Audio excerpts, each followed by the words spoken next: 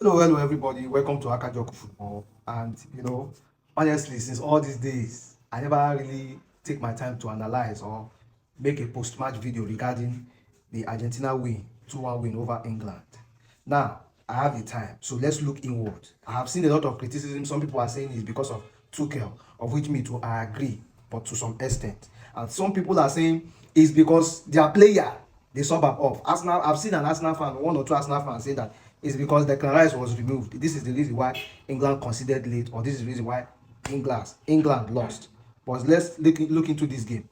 Now, in the first half of this game, right, Argentina dominated in ball possession, and in shots, Argentina had 13 shots in total, and 7 was off target, 5 was on target, 3 was block shot, compared to England, who had 5 total shots, 2 was on target, 1 was off target, and 2 were block shots. But moments were exchanged in the sense that England had their own attacking moments, which was also deadly.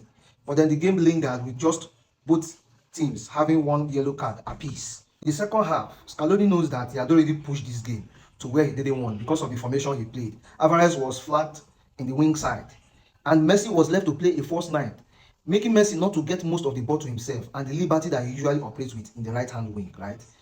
Into the second half, about 10 minutes later, Ezri Konsa scored. After Romero, England had already built on pressure on Romero to concede a yellow card. And Morgan Rogers whipped in a delightful cross to find Anthony Gordon, who scored the goal, right? And about 9 minutes later, Scaloni looked up to his bench and signaled for change.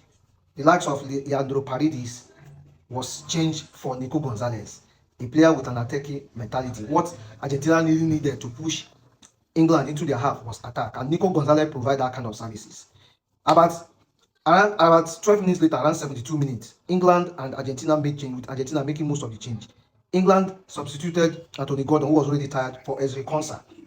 And Argentina substituted for Gonzalo Higuain was brought up for Nahuel Molina, and Leandro Martinez was subbed off for Nicolas Otamendi, providing both defensive reinforcement and attacking option.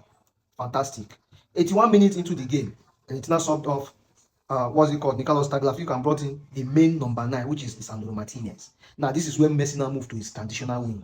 And throughout that minute, England was restless from Argentina. About a minute later, Dambon came in for injured Rhys James. Declan Rice left for Nico O'Reilly. Arsenal fans, who they talk about Declan Rice, where he come on. Declan Rice was tired. Very, very, very tired. This is the reason why he was subbed off.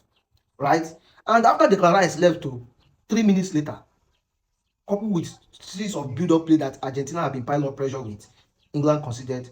Messi found Enzo Fernandez, who is a very, very good shooter. Baba launch like that. Boah, he entered. Same Messi, who had already moved to his wing, supplying Enzo Fernandez, was the one that supplied Lisandro Martinez to put an icing on the cake before the likes of Evan Toney came on for John Stones, and Marcus Rashford came on for Jet Spence. England felt that it not dawned on Tuchel late that what he really needed was attackers. And this costed him, because I fought him for not subbing off on time some players that were tired. The likes of Harry Kane, who he left on the field, was utterly unuseful, wasted. You could have removed Kane and bring in these two signing changes now, Rashford or Evan Toney. Bring them together to bring that attacking reinforcement. He didn't do this, and coupled with a lot of mistakes and judgment that were carried out by him, England lost. So Arsenal fans, not be because of say Declan Rice come out.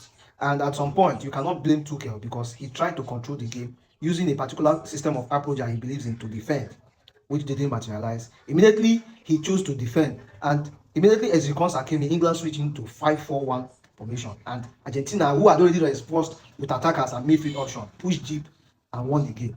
It's a remarkable one from Argentina. And, it was a fair game, but Argentina progressed to the final. Let me know what you think in the comment section. Let's go.